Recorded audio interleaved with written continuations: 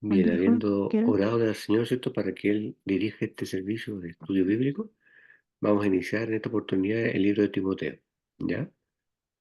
Vamos a leer primeramente los dos primeros versículos, el uno y el 2, que es el saludo que Pablo hace, ¿cierto? Dice Timoteo, capítulo uno, versículos uno y 2. Pablo, apóstol de Jesucristo, por mandato de Dios nuestro Salvador y del Señor Jesucristo nuestra esperanza. A Timoteo, verdadero hijo en la fe, gracia, misericordia y paz de Dios nuestro Padre y de Cristo Jesús nuestro Señor. ¿Cierto? Eh, bueno, cuando dice Pablo, apóstol de Jesucristo, por mandato de Dios nuestro Salvador y del Señor Jesucristo, él siempre coloca el llamado en el lugar más alto, ¿cierto? Siempre poniendo como cobertura al Señor Jesucristo, como respaldo de todo lo que Él hace y lo que Él dice y lo que predica, ¿cierto? Y cuando dice nuestra esperanza, se refiere a que solamente Cristo es nuestra esperanza, ¿verdad? Solamente Cristo y lo que Él hizo en la cruz del Calvario. Después dice el versículo 2 a Timoteo, verdadero hijo en la fe, ¿cierto? Se refiere, bueno, a Timoteo, ¿cierto? Un discípulo de Pablo, que seguramente él llegó a ser salvo a través del ministerio de Pablo, ¿cierto? Así como muchas veces nosotros le presentamos el Evangelio a alguien y Dios nos usa para que esas personas lleguen a la salvación, seguramente Dios usó a Pablo para que Timoteo viviera esa experiencia también. Eh, y por supuesto que todo es posible por lo que Cristo hizo en la cruz, ¿cierto? Después del versículo 3 vamos a leer hasta el versículo 7. Del 3 al 7 dice así. Dice, advertencia contra falsas doctrinas. Como te rogué que te quedases en Éfeso cuando fui a Macedonia para que mandases a algunos que no enseñan diferentes doctrinas, ni presten atención a fábulas y genealogías interminables, que acarrean disputas más bien que edificación de Dios, que es por fe, así te encargo ahora. Pues el propósito de este mandamiento es el amor nacido de corazón limpio y de buena conciencia y de fe no fingida, de las cuales cosas desviándose algunos se apartaron a vana palabrería, queriendo ser doctores de la ley, sin entender ni lo que hablaban ni lo que afirmaban, ¿cierto? Pablo empieza a mostrarle, ¿cierto?, a nosotros y a todos los que llegan al conocimiento de esta palabra a través de Timoteo, lo que son las falsas doctrinas, ¿cierto? Por eso dice, como te rogué que te quedaras en Éfeso, eh, había un tiempo, en ese tiempo en que Pablo escribe esta carta, había un tiempo que estaban proliferando, estaban aumentando las falsas doctrinas, muchas doctrinas de error, muchas doctrinas demoníacas que estaban desviando la atención de los verdaderos creyentes hacia conocimiento falso de la palabra. Por eso es que Pablo le había rogado a Timoteo que se quedara en Éfeso, ¿cierto? Y le dice, cuando partí de Macedonia, es decir, a Grecia, para que mandaras a algunos que no enseñen diferentes doctrinas, ¿cierto? La doctrina siempre debe ser la misma, la crucifixión, la muerte y resurrección de Cristo y, ¿cierto?, la salvación de las almas por la misericordia de Dios. Ni prestes atención a fábulas o genealogías sin término, ¿cierto?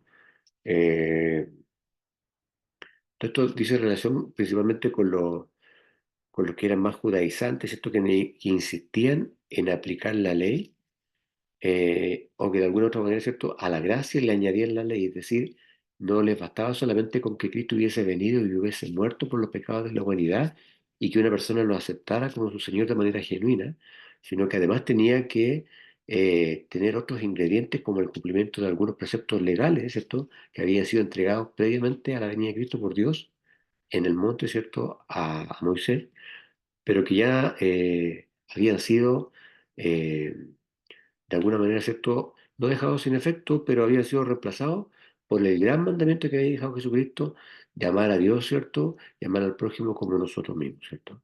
Entonces, por eso dice, ni prestar atención a fábulas y genealogías sin término, porque los judaizantes de esa época insistían en aplicar la ley y finalmente ponían uno tras otro requisito para que las personas nunca pudieran alcanzar la salvación.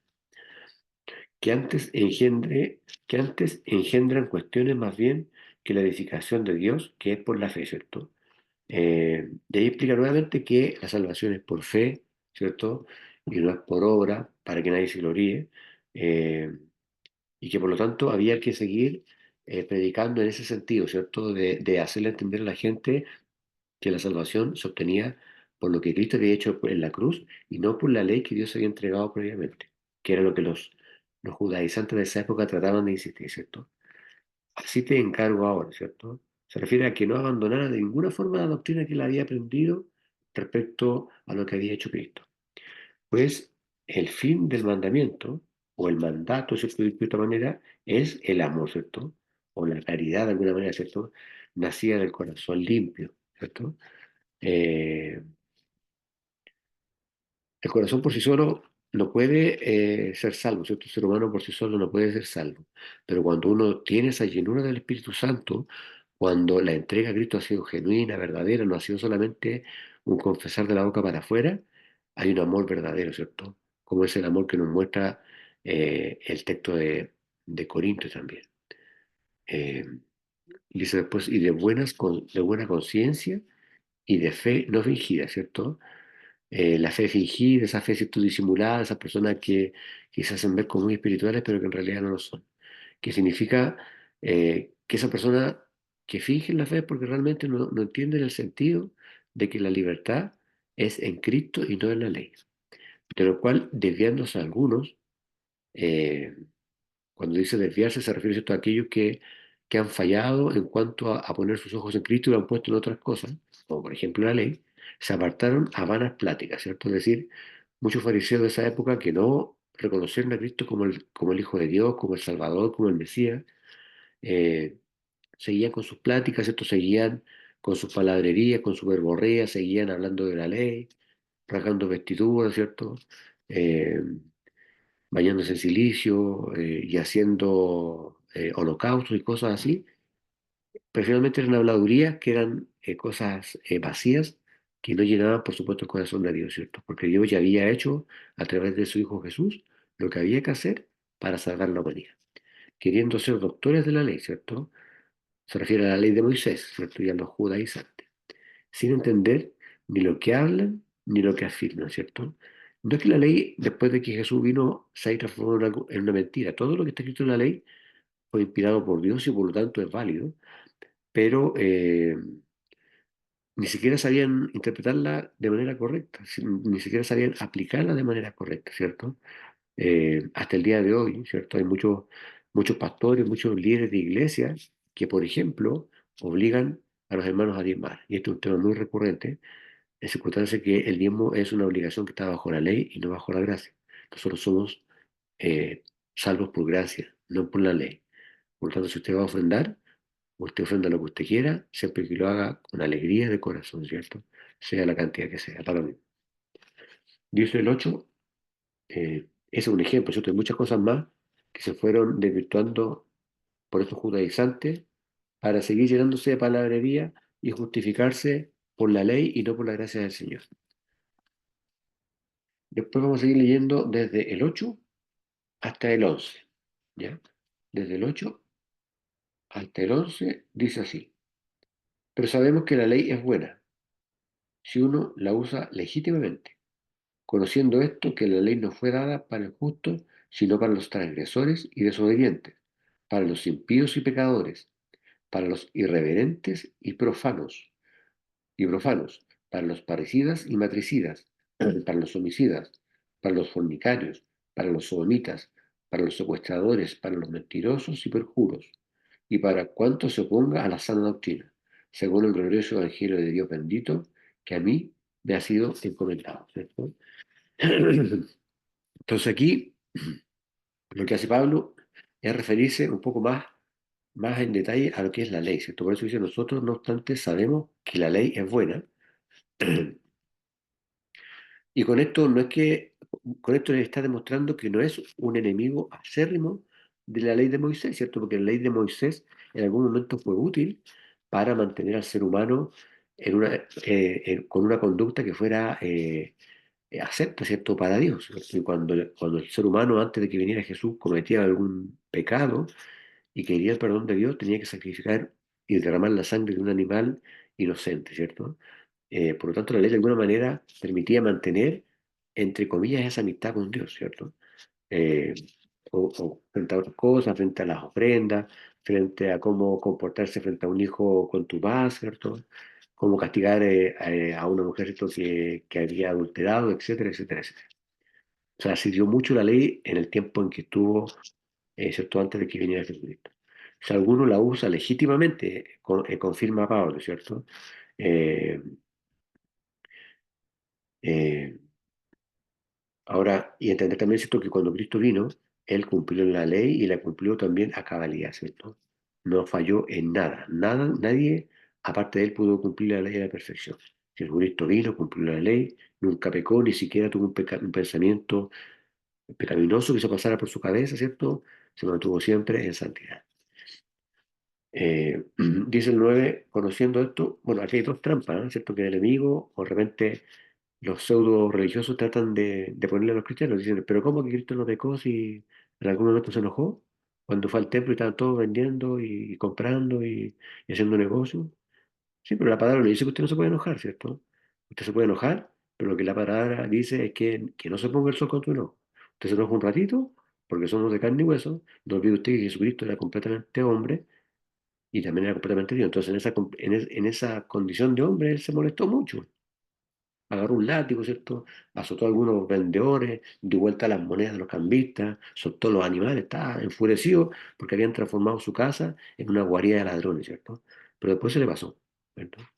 O también le dicen, no, porque Dios, ¿cómo se llama? Jesús también tomó vino, ¿cierto? Cuando transformó el agua en vino, ¿cierto? En la boda de Caná, entonces también se puede tomar, también pecó el Señor. Pero no es así porque si usted se va al texto antiguo, por eso es importante escudriñar la Biblia desde su origen. El vino en ese tiempo no estaba fermentado, era vino, era jugo de uva solamente, y le llamaban vino. Así que en ningún momento Jesús estuvo ebrio, ni perdió el conocimiento, ni perdió el control de sus actos, como pasa cuando las personas consumen alcohol. Así que tenga eso claro cuando le aparezca alguien que quiera, ¿cierto?, desvirtuar lo que la palabra de Dios dice en realidad. Y sobre todo, la santidad de Jesucristo, que nunca pecó. Conociendo esto, que la ley no es puesta para el justo, dice la palabra, ¿cierto? Eh, Efectivamente es así. La palabra, perdón, la ley, ¿cierto?, está hecha para los pecadores, ¿cierto? Y después dice, sino para los injustos. Y aquí, ¿cierto?, viene un listado para los desobedientes, los impíos, los pecadores, etcétera. Esto ya lo leímos. Eh, ¿Y por qué? Porque si usted es un verdadero creyente, usted no debería caer en ninguna de estas categorías, ¿cierto? De la injusticia, de la desobediencia, de ser impío, de ser profano, ¿cierto? De ser parricida, matricida, homicida, ¿cierto? Si usted es un verdadero hijo de Dios, si usted realmente tiene esa llenura del Espíritu Santo, no necesita la ley, ¿cierto? Porque Dios ya lo justificó. Es algo súper sensible porque, y aquí es donde se empieza a hilar más fino, porque hay muchas personas que van a la iglesia, muchas personas que conocemos la palabra, muchas personas que hasta predicamos en la calle, pero realmente usted es salvo. Realmente tuvo ese encuentro genuino con el Espíritu Santo. Realmente está lleno del Espíritu Santo usted. Porque si es así, no debería sentir el deseo de cometer todos estos actos que eran condenados por la ley. Por eso que la palabra dice que la ley era para los pecadores, ¿cierto? Para los injustos, para los impíos, para las personas que realmente no habían encontrado y tenían esa relación con Cristo que permite mantener en lo posible la santidad, ¿cierto? Sin la cual nadie verá a Dios, dice la palabra. Es importante mantenerse en santidad. Es muy difícil en esta carnalidad y en este mundo que constantemente nos está atacando a través de las redes sociales, a través de los medios de comunicación, a través del mismo enemigo que nos quiere, ¿cierto?, hacer caer de la gracia de Dios. Pero con la ayuda del Señor todo es posible. Dice el 10, sigue con el listado, ¿cierto? Los fornicarios, los sodomitas, los ladrones, eh, los embusteros, los secuestradores, los mentirosos, los pérjuros, etcétera, ¿cierto? Eh, y si hay alguna otra cosa contraria a la sana doctrina, ¿cierto? O sea, todo lo que sea contrario a la palabra de Dios estaba condenado por la ley. ¿Ya? Después dice, según el Evangelio de la Gloria, ¿cierto? el Dios bendito, el cual a mí me ha sido encargado, ¿cierto? ¿Por qué? Porque Pablo, pues, perdón, Dios seleccionó a Pablo, ¿cierto? Para que él fuera el recipiente, por decirlo de alguna manera, o el portador del nuevo pacto. No se olvide usted que el pueblo elegido era el pueblo de Israel, ¿cierto? Que Dios los ayude en esta hora con todas las situaciones que están viviendo, ¿cierto? La guerra que están enfrentando. El pueblo elegido del pueblo de Israel, ¿cierto? Pero cuando el pueblo de Israel lo rechazó, Dios extendió su salvación a toda la humanidad, a usted y a mí también, ¿cierto? Y eso lo hizo a través de Pablo. Por eso es que Pablo es tan importante. No le podemos quitar la gloria a Dios, toda la gloria es para el Señor. Pero Pablo fue un elemento muy importante elegido por Dios. Podría haber elegido a cualquier discípulo, pero lo eligió a él, ¿cierto? Para que trajera, ¿cierto? Esta buena nueva de salvación a los que no pertenecíamos al pueblo elegido por Dios. Después, a partir del 12, vamos a leer desde el 12 hasta el 17. Desde el 12 hasta el 17. Dice así, el ministerio de Pablo. Doy gracias al que me fortaleció, a Cristo Jesús nuestro Señor, porque me tuvo por fiel, poniéndome en el ministerio, habiendo yo sido antes blasfemo, perseguidor e injuriador, mas fui recibido a misericordia porque lo hice por ignorancia en incredulidad. Pero la gracia de nuestro Señor fue más abundante con la fe y el amor que es en Cristo Jesús. Palabra fiel y digna de ser recibida por todos, que Cristo Jesús vino al mundo para salvar a los pecadores, de los cuales yo soy el primero. Pero por esto fui recibido a misericordia, para que Jesucristo mostrase en mí el primero toda su clemencia, para ejemplo de los que habían de creer en él para vida eterna. Por tanto, el Rey de los siglos, inmortal, invisible, al único y sabio Dios, sea honor y gloria por todos los siglos de los siglos. Amén. ¿Cierto? Entonces acá Pablo es bastante autorreferente, lo cual no es malo porque esto finalmente es de edificación para toda la iglesia y para todos los que estudian la Biblia, ¿cierto?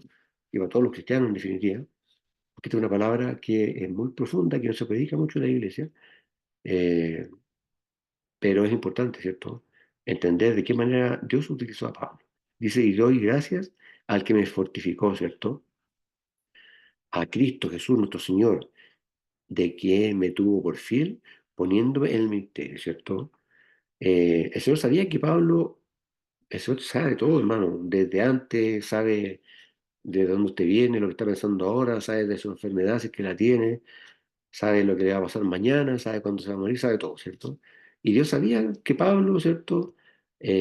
La vida que él iba a tener, que iba a ser perseguidor, y en algún momento, ¿cierto? Se le aparece cuando va camino a Damasco, lo transforma en una nueva criatura. eh, Él sabía, ¿cierto? Y por supuesto que de alguna manera lo utilizó porque también esa expertise en la ley como parte del Sanedrín, ¿cierto? Los estudios que tenía Pablo, la vida pasada, de alguna forma le iban a permitir entregar, ¿cierto? Esta bendición al que no era el pueblo elegido de una manera distinta, ¿cierto? Con un lenguaje más coloquial, con una forma más cercana hacia las personas que no conocían al Señor y que no eran del pueblo elegido. Dice el 13, habiendo sido antes blasfemo, él mismo reconoce la condición en la cual estaba antes de conocer a Cristo, ¿cierto? Habiendo sido blasfemo, perseguidor e injurador, ¿cierto? Él era todo eso antes de ser salvo, pero fui recibido a misericordia, dice, porque lo hice por ignorancia, con incredulidad, ¿cierto? Eh, Él era ignorante, ¿cierto? Como muchos de nosotros lo éramos antes de conocer a Cristo, eh, cuando estábamos, como dice la palabra, perdidos en nuestro delito y pecado, pecábamos de manera deliberada. Si usted se pone a pensar cómo era antes de conocer a Cristo, lo va a entender. Y Pablo tenía una vida también tormentosa, ¿cierto? Perseguía a cristianos. Quizás cuántos pecados más tenía que no aparecen en la Biblia, que a Dios no le importa que los sepamos por lo que no están. Pero quizás cuántas cosas no hizo Pablo antes. Pero de todas ellas, ¿cierto? Lo perdonó el Señor y lo puso en ese puesto, ¿cierto? De importancia para entregar el mensaje de salvación a la iglesia de Cristo, ¿cierto? Pero la gracia de nuestro Señor fue más abundante, ¿cierto? Dice Pablo. Eh, con la fe y el amor que es en Cristo Jesús, ¿cierto? Palabra fiel y digna de ser recibida de todos, ¿cierto? Eh, que Cristo Jesús vino al mundo para salvar a los pecadores, ¿cierto?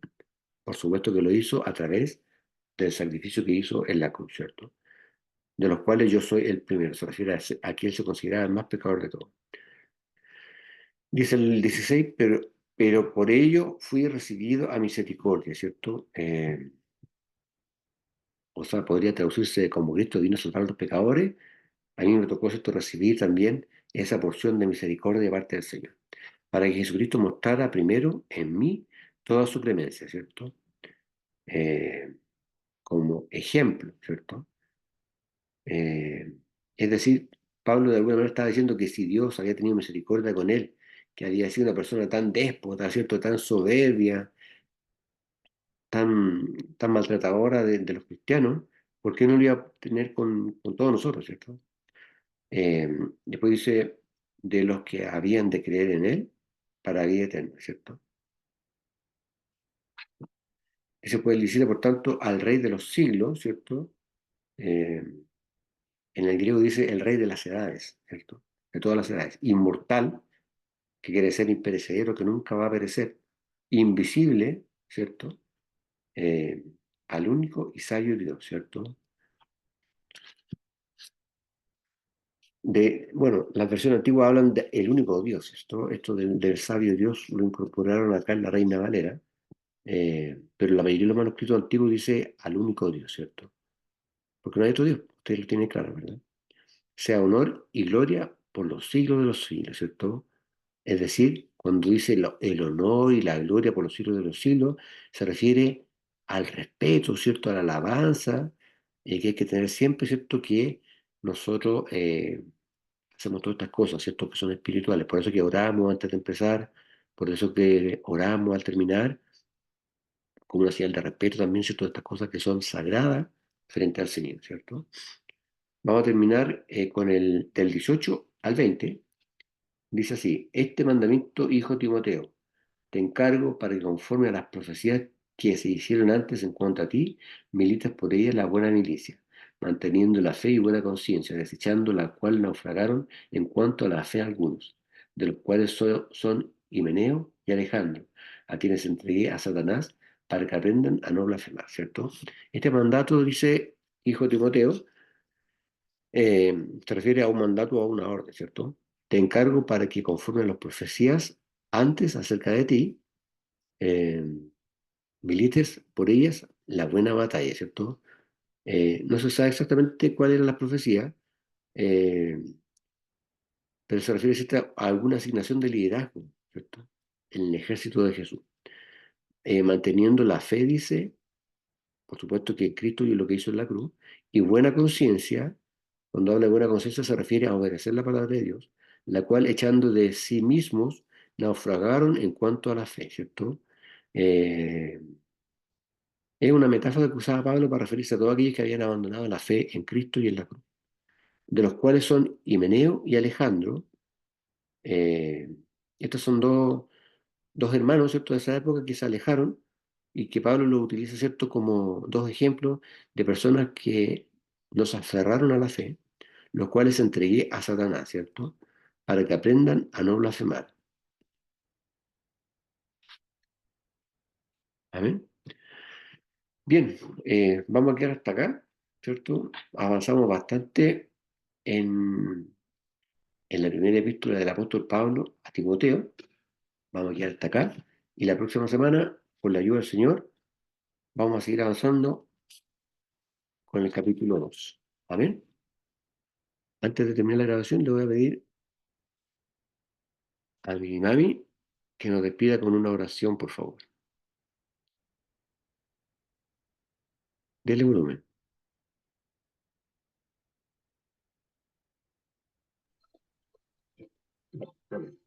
Ahora sí.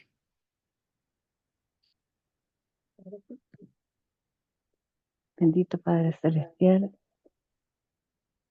estamos aquí reunidos, Señor, estudiando este libro nuevo que es muy lindo, se nota, Señor bendito.